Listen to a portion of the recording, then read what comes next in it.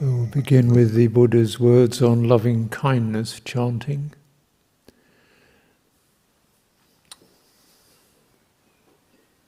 We'll have some guided meditation.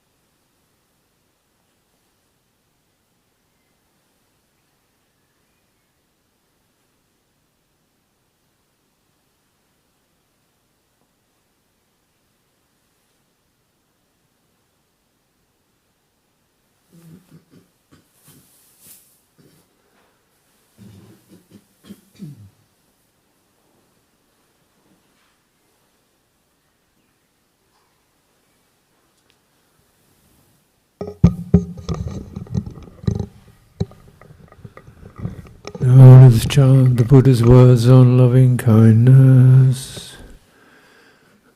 This is what should be done by one who is skilled in goodness and who knows the path of peace. Let them be able and upright, straightforward and gentle in speech, humble and not conceited, contented and easily satisfied, unburdened with duties, and frugal in their ways, peaceful and calm and wise and skillful, not proud and demanding in nature.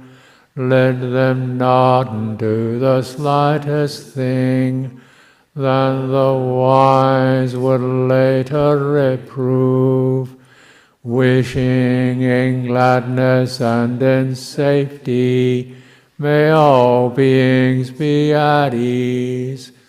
Whatever living beings there may be, whether they are weak or strong, omitting none, the great or the mighty, medium, short or small, the seen and the unseen, those living near and far away, those born and to be born, may all beings be at ease.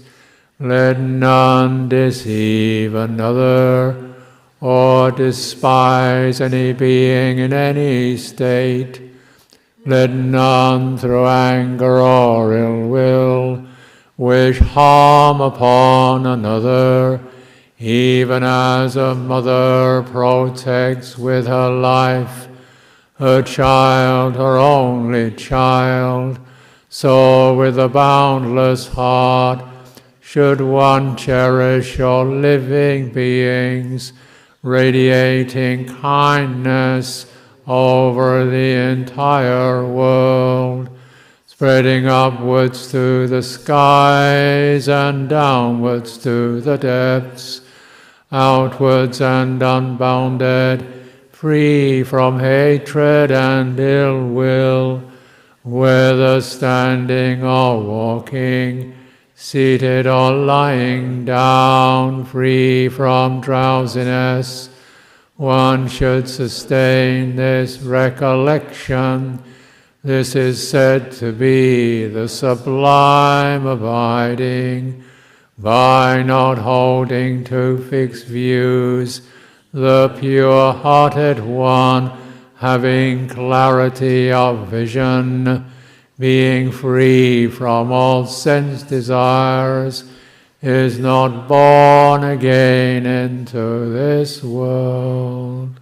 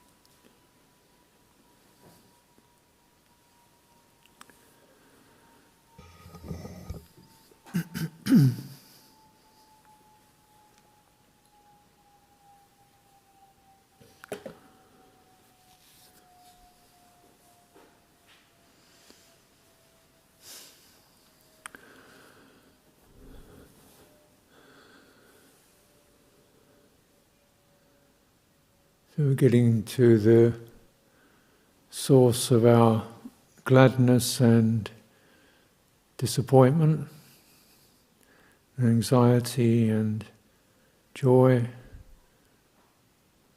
fear, grief, anger, happiness, comfort, kindness and goodwill.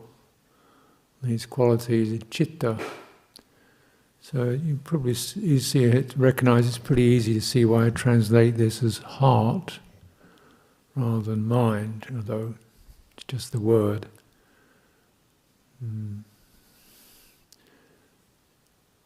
Well, the recognition of this, of course, it's not a rational process or something we decide to do or something we can really control with our thoughts. It's a different modality.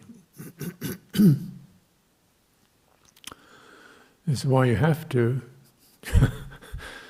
meditate, or if you like, cultivate the heart. This is really what it really refers to. This is the angle of Buddhist meditation. Cultivation of citta, purification of citta, release of citta, strengthening of citta, stabilizing it, cultivating it, encouraging it, resting it, extending it, all this.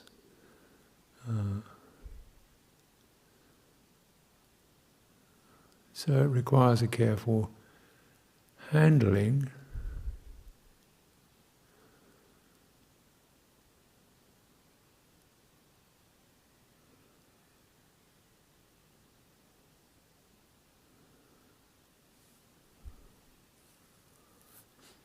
And the best way of handling the citta is through the citta. Heart handles heart.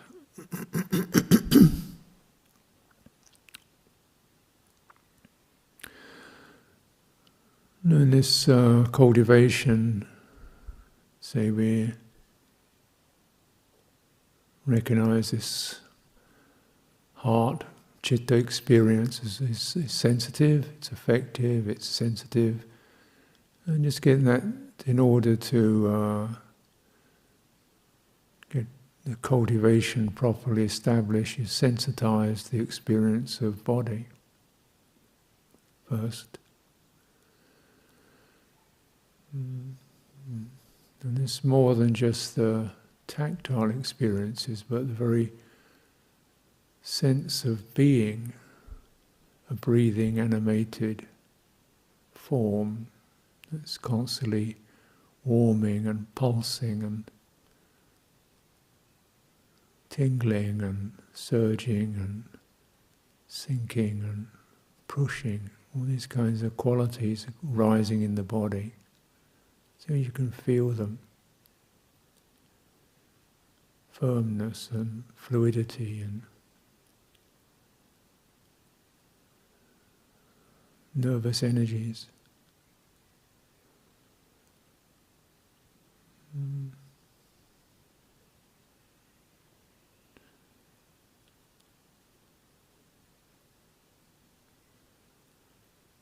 And within all that,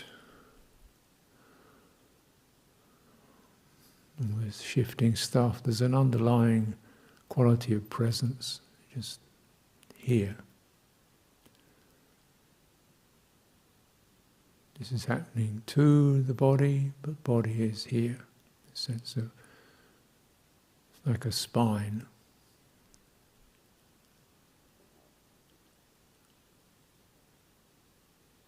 Just as we can be scratched, touched, pushed, feel all these things, and still we remain, there's that sense of the spinal axis. It's here. It's not to do with tactile impressions, it's just a sense of here.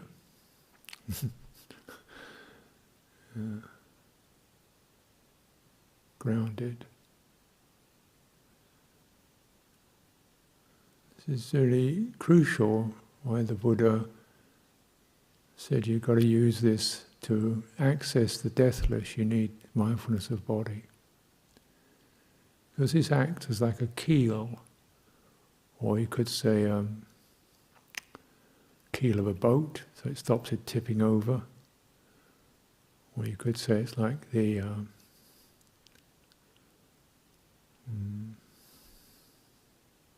I liken it to a rope that the heart is carried by. Imagine the heart like a kind of bucket, hanging on this. Whatever the bucket's containing, whether it's churning around, poisonous, beautiful, rapturous, miserable, the rope is still holding it. So it stops it tipping over, carries it. That sense of stability.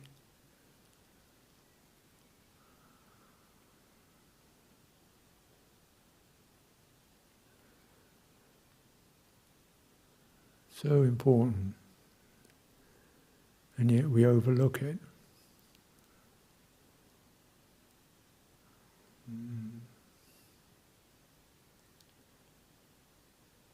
See if you can spend some time just tuning into that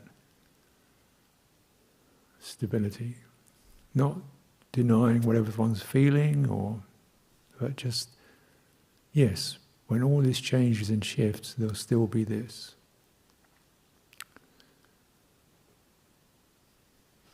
Whenever the drama's changed into the next drama, there'll still be this core presence. It's amazing how much we survive, we move through because of this stability. Without it, we go crazy.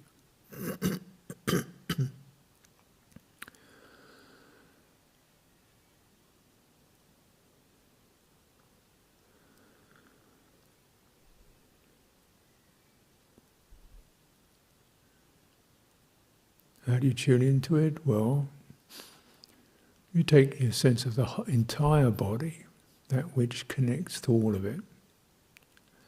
And you can feel it in your feet or your chest or your head, but ideally, if you get the whole picture, the whole presentation of the body, you'll find the center of that whole field of experiences, the ground of it, the basis of it.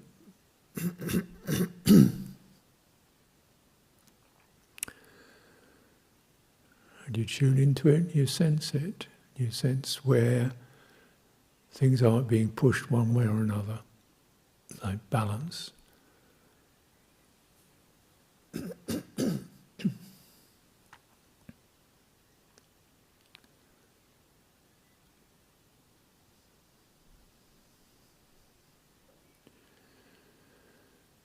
You sense it when your breath goes all the way out. And you find the ending of the breath, you feel not anxious to get the next one, but just settling. You feel it there. Sense it there.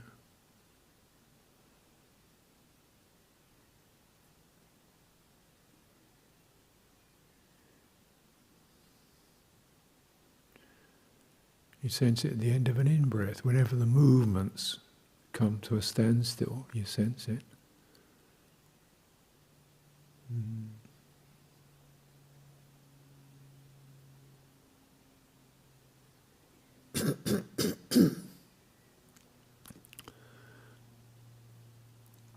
this is its value because it is the place which doesn't move. So important to have that, to contact that through all the movements and changes that occur, with their pressures and pushes and feelings.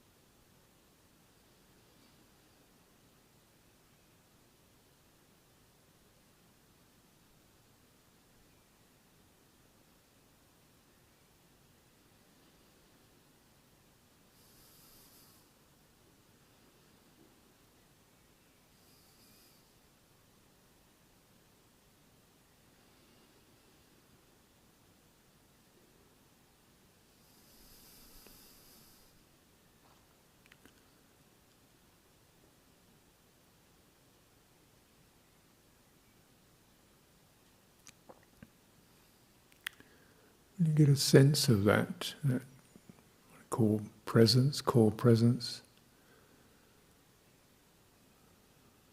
Make that the important feature of your body, your position, your sitting or standing position.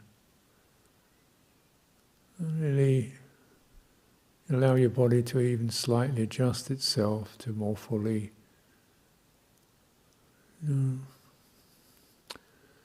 gather around it. It may be something rises in your chest, so your shoulders relax, or you change, slight changes in your balance. Probably the most important thing is you find yourself more fully balanced, which allows more muscles to relax. That's the point of posture. And posture isn't something you want to just judge externally, how straight you're sitting or whatever, but really that which means is the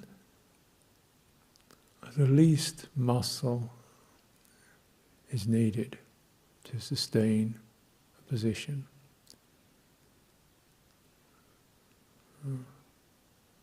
So if you get really nicely balanced, your shoulders are dropped, your arms come slightly away from your chest, or your head comes more truly back to rest on your spine. Back tucks in. These are often areas that begin to sense you adjust these tiny adjustments to really fully orient internally how the body feels most fully present, as least pressure as necessary, with the least pressure, least stress, rather than orient around what's going on around us.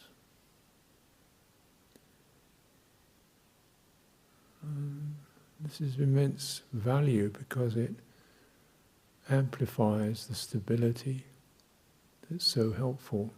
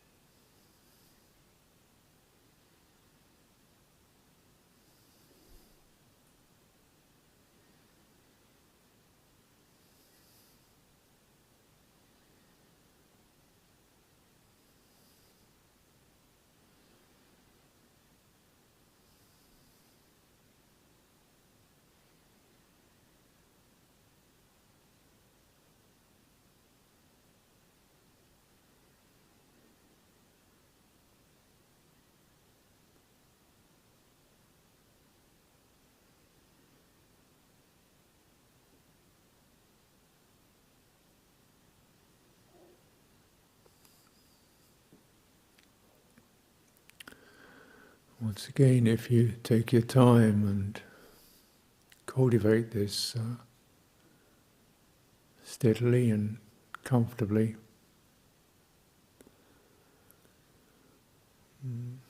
your breathing will deepen. Because the muscles relax more, body's more balanced, breathing process more easily fully breathes out, more easily fully breathes in. If you get the body right, breathing follows.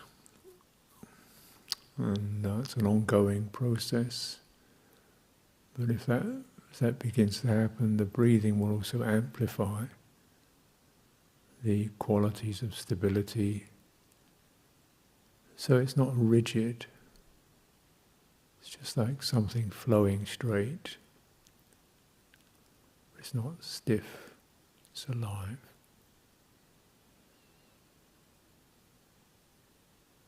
Flows from one still point, the end of the out-breath, to the other still point, the end of the in-breath.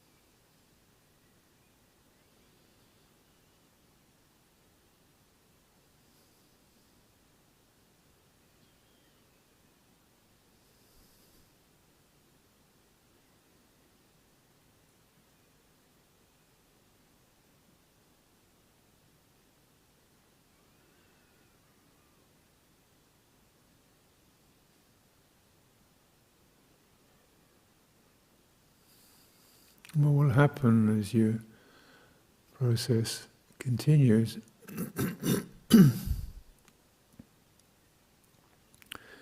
just this very sense of the relaxing of the muscles and the tension and the agitation allows the citta to open. It's rather like something that's been overlaid or compressed with stress or preoccupation or tension or something or the other. Take that off and things begin to open. You don't have to do anything. Citta opens, which means we recognize this whole internal dimension of felt mood, experience, felt impressions, sometimes foggy,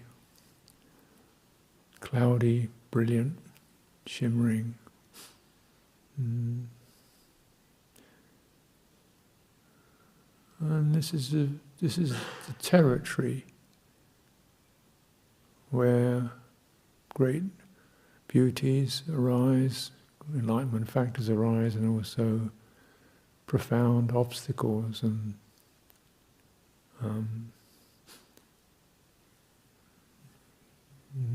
painful memories or irritating habits are all kind of mixed up in this territory. This is the territory of citta. And we need that stabilizing effect to also, it's because you can sense that also is there.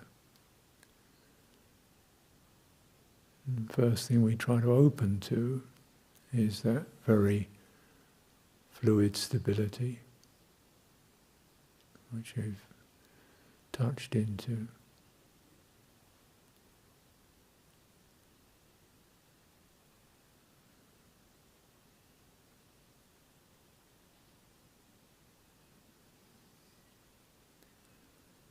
And this acts as the most important, is the keel of the boat.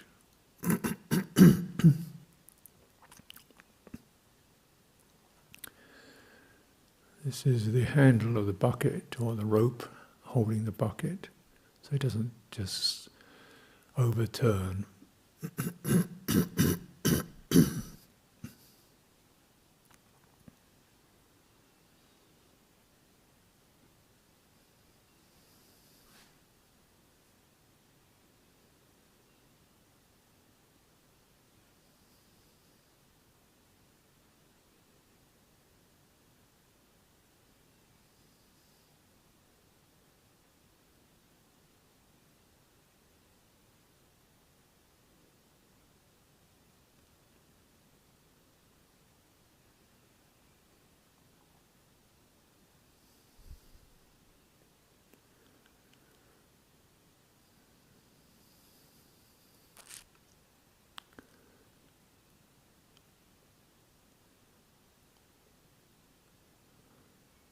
The rest of it may be fairly formless. But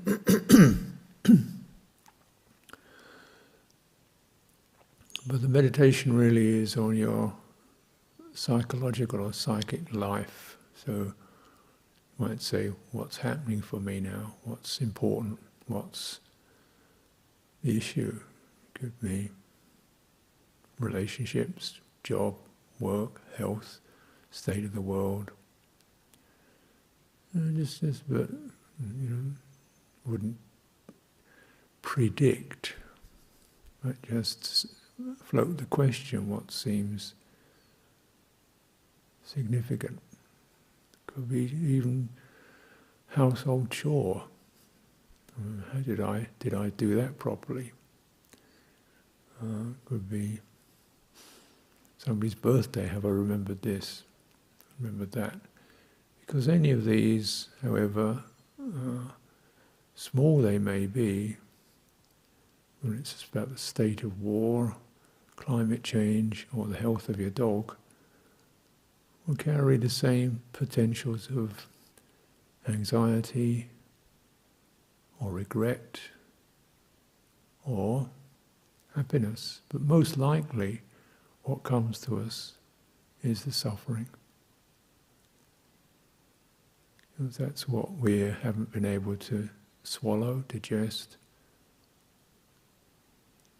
The incomplete, the regretted, the unresolved. Because these are the things that stop the citta being stable and balanced. So then these become topics of our meditation. State about children. If you have children, domestic conflicts or issues,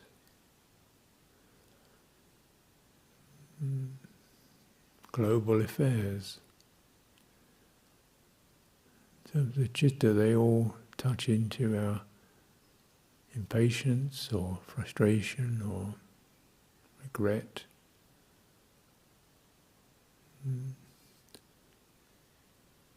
Or of course ourselves. I'm feeling overwhelmed. Just feel there's too much for me to manage. I can't find my place here. I'm not really fitting. The self-image, which seems to be so prevalent and yet never really satisfied. I haven't done enough, or I wish I could be something else, or feel I've let people down, or something like that. Or I've got to do a lot more in order to be good enough. All these messages that can arise, come from the same fundamental dis-ease, dukkha, shades of incompleteness.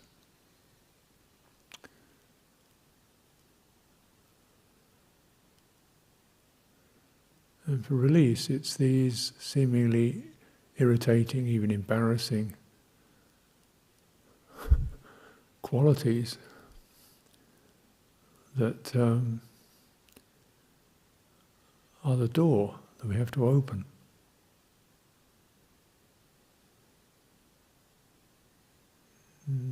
Whatever their superficial appearance, they're there because of fundamental deep structures of need and incompleteness.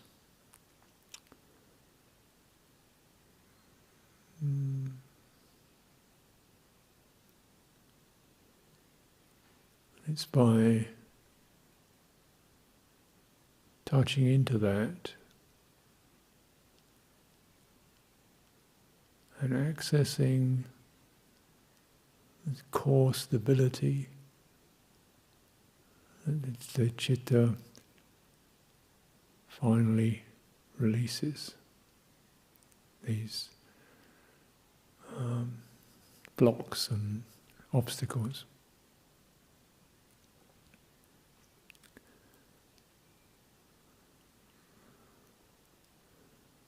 By touching into this core stability, presence, awareness.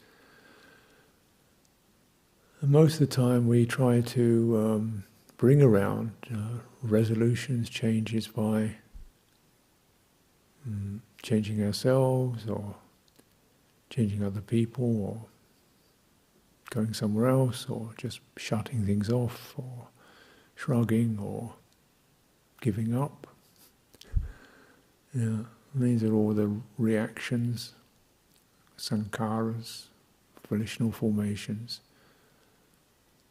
And these are the ones we relinquish, these formations, and abide instead in that sort of dis-ease, and yet steadying.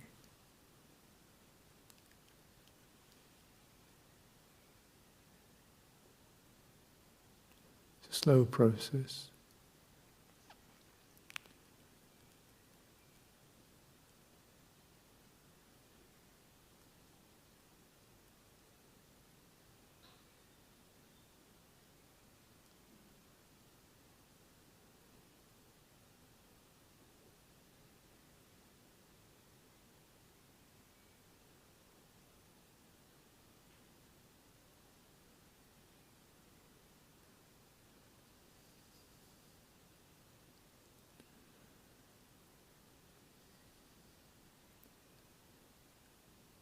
So once you acknowledge that sankhara, it's his fault, that jump, there's something wrong with me, it's his fault, they should do that, I better do this, why don't they do that? When do we get out of this? There's kind of twitches that jump up. Once we relinquish those,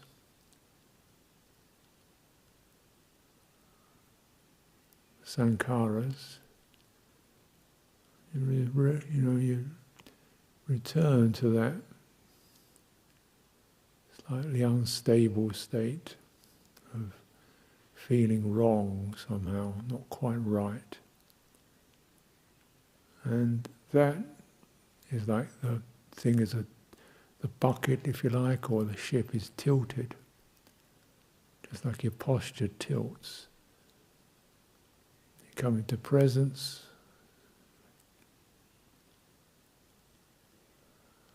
keep breathing it, and the tilt returns to balance.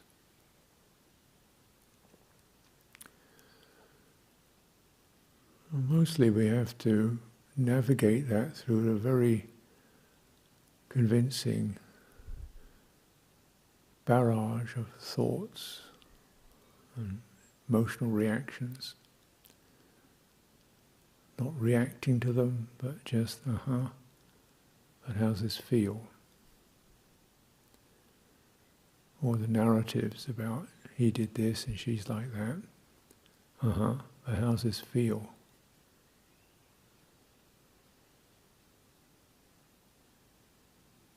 And how do you feel?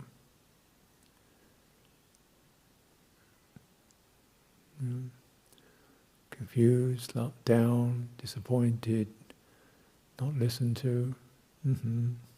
And how was that?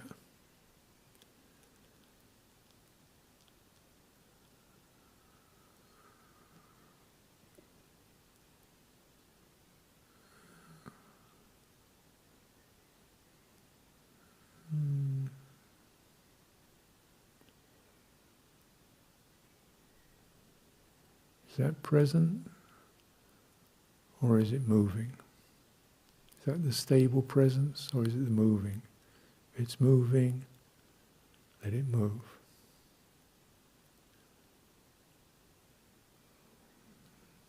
When you let it move, you can ask yourself, where's the stable in all this?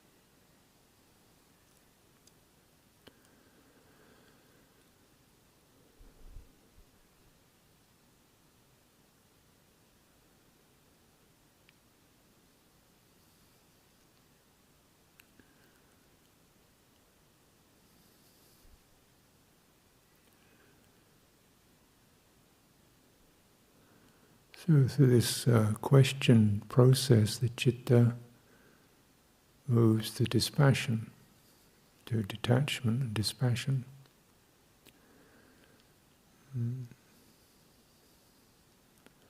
So it's not a movement of action, it's a movement like an expansion to a different emotional tone.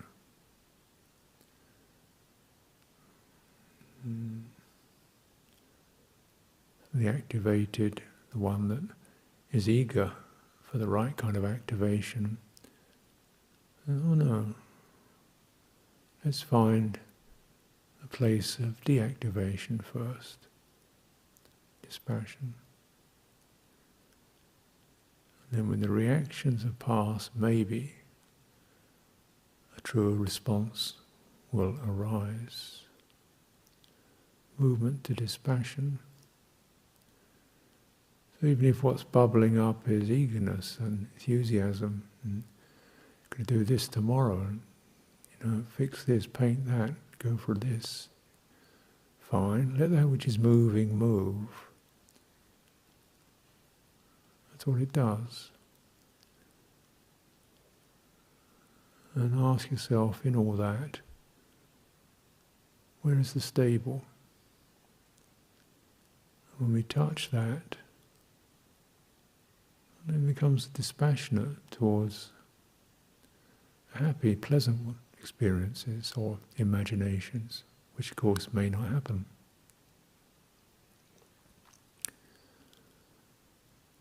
Just that balance.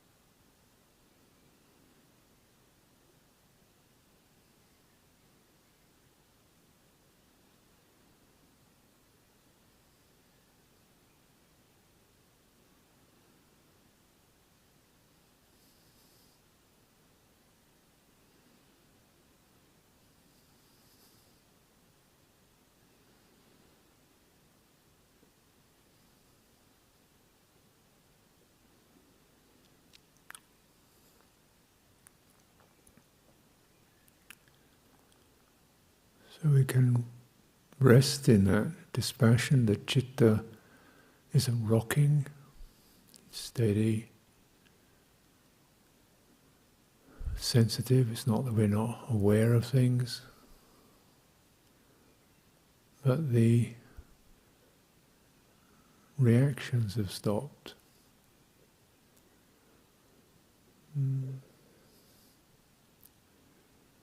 This allows a more full-hearted response to what arises for us. Many things will suddenly seem to be, oh well, let it pass. Some things we might make an effort to wisely consider. What am I doing? What is possible? What do I need to encourage? Some things may require a little deeper compassion to forgive, recognizing just holding on to ill feelings, ill will is painful and does one no good. And these are all kind of very much your own, what arises for you, your own wisdom.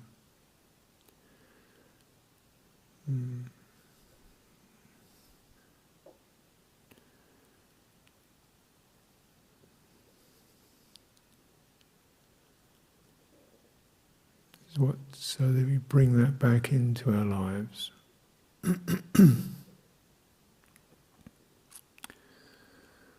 As we come out of the meditation session, just making a few points, if there are any points, oh yes, I see that now.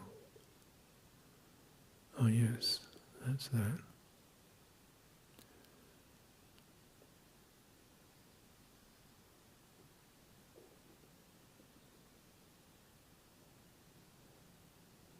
Notice what you get reactive to, and how you want to be more vigilant or restrained around that. Where you're very touchy, vulnerable, or unstable. What you need to do to establish a stronger sense of proper guidance in your life. So these can arise in your own confidential, personal world. But for now we'll conclude the session.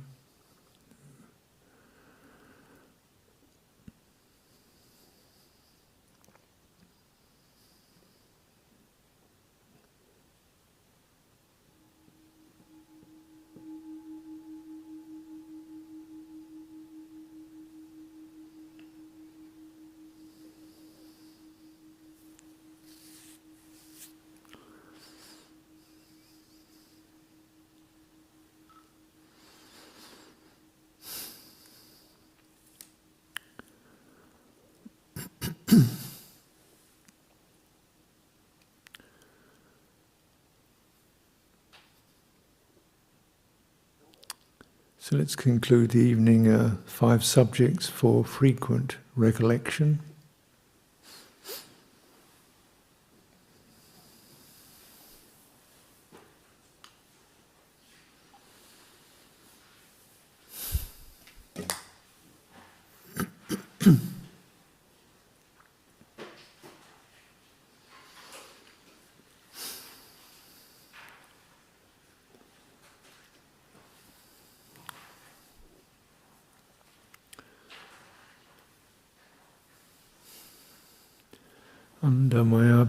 Handamayama pinapachawekana patang vanamase jaradamom hijarang anatito. I am of the nature to age. I have not gone beyond aging. Mayadi Dhammo mi bayading anatito. I have not gone beyond sickness. Marana Dhammo mi maranang anatito. I am of the nature to die. I have not gone beyond dying. Zabehi me piyehi mana hinanam bhavo vinabhavo. It is mine, beloved and pleasing, will become separated from me. Gamma sagomi gamma yando gamma yoni gamma bando gamma tisarano yam gammam karitsami kalyanam va papakam va sadayado bhavitsami. I am the owner of my kamma, heir to my kamma, born of my kamma, related to my kamma, abide supported by my kamma. Whatever kamma I shall do, for good or for ill, of that I will be the heir. Ewang he hang pachavekitabang. Thus we should frequently recollect.